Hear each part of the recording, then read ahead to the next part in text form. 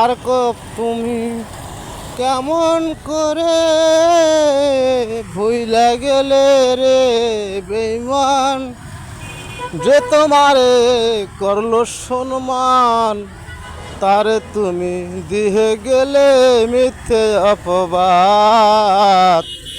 হাজার পুরুষের যে বিছনায় কাটে যে তোর রাত, ওরে মৃত্যু মইরা গেছস মরার আগে, ঘৃণা করি তাই এই জীবনে তোরে আমি আর কোনো দিন তো নাহি চাই।